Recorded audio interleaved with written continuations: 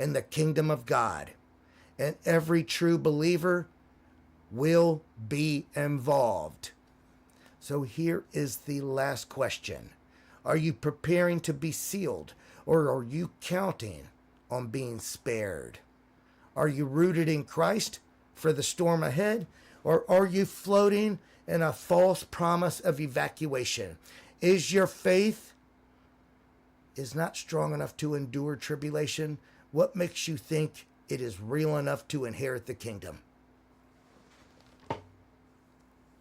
If your faith is not strong enough to endure tribulation, what makes you think it is real enough to inherit the kingdom?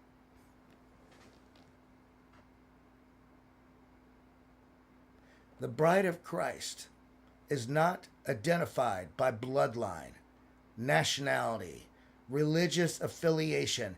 She is identified by holiness, obedience, and love for the truth. She is not separated from the tribulation. She is purified through it. And she will shine like the stars in the darkest hour of human history.